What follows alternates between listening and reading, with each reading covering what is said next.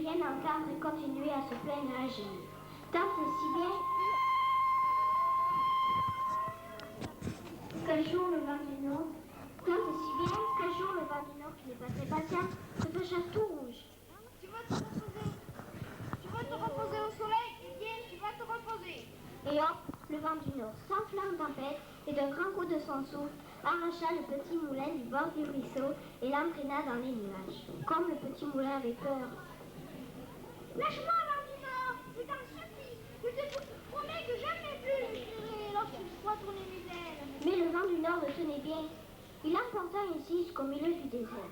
Là, il le posa sur une grande dune de sable.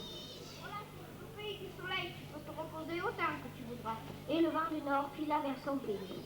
Le petit moulin eut beaucoup de peine à reprendre son souffle, mais bientôt il se trouva très content d'être là, installé sur la dune sans devoir travailler. Repliant ses ailes, il s'endormit. Ce fut une sensation de brûlure qui le réveilla. Le soleil était tout là-haut et chauffait très fort. En voilà, le chat. C'est moi, au pays de Tulip. Le soleil n'est pas si fort. Et le temps passa. Le petit moulin eut beaucoup angoissé de rester à ne rien faire, sinon qu'à se chauffer au soleil. Il avait trop chaud, ses poutres se desséchaient et il s'ennuyait.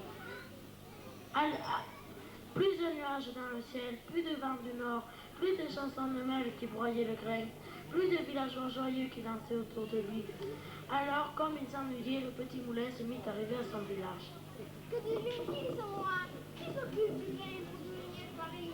De fait, les gens du village étaient bien occupés. Ils avaient apporté leur sac de grains comme d'habitude, mais peu de petits moulins. Les villageois avaient cherché, hélas, sans rien trouver. Alors, ils étaient repartis tout tristes, chacun dans sa maison. En songeant à tout cela, le petit moulin était morose. C'est bien long de rester tous les jours au soleil sans rien faire. Il regrettait son travail et ses ailes le dérangeaient tant qu'il avait envie de le faire tourner. Oh, si seulement le vent du nord venait par ici me reprendre. Mais le vent du nord était bien loin. Un jour, pourtant, le petit moulin s'essayait. Il lui semblait reconnaître le bruit du vent. C'était un petit enfant de vent qui se promenait par-ci, par-là. En voyant ce petit moulin, tout seul sur une dune dans le grand désert, il s'amusa à le faire tourner. Oh, j'ai compris. Oh, j'ai compris. Mets-moi dans mon pays. Ramène-moi dans mon pays. Où est ton pays? Le royaume du vent du nord. Le petit enfant de vent n'avait rien de spécial à faire. Il trouva amusant de s'occuper du petit moulin. Il l'emporta ainsi jusqu'à ce qu'il rencontre le vent du nord.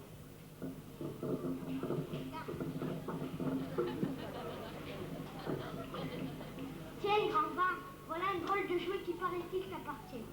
Je t'en prie, vent du nord, mets-moi dans mon village. Je n'ai plus du tout envie de me chauffer au soleil et je chantais avec toi la chanson humaine.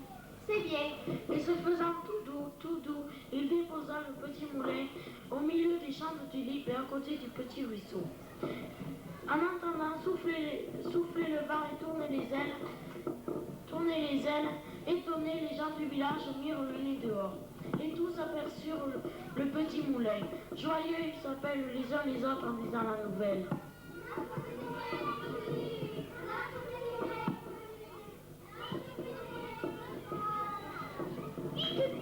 Apportez-moi une bouteille. Naturellement, les villageois s'empressèrent d'apporter tous les sacs de grains qu'ils attendaient depuis si longtemps. Le petit moulin se mit à travailler, comme il ne l'avait jamais fait. Le vent du nord soufflait gaiement, les villageois dansaient de joie, et tous ensemble, ils se mirent à chanter la chanson du grain, la chanson du pain.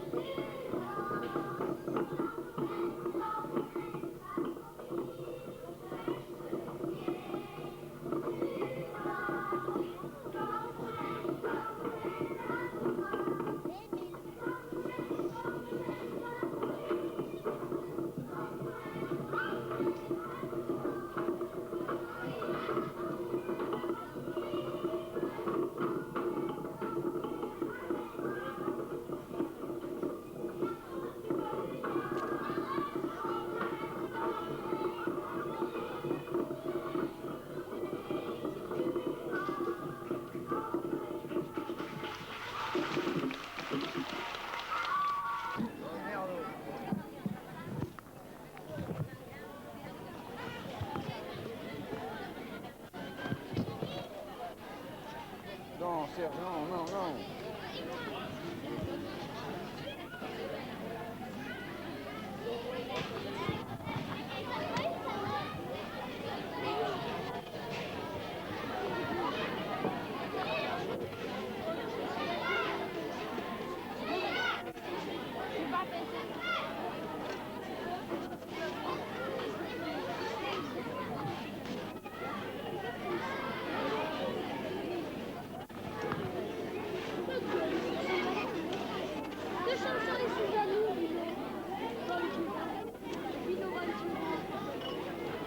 Oh, regardez, il y a ma maman.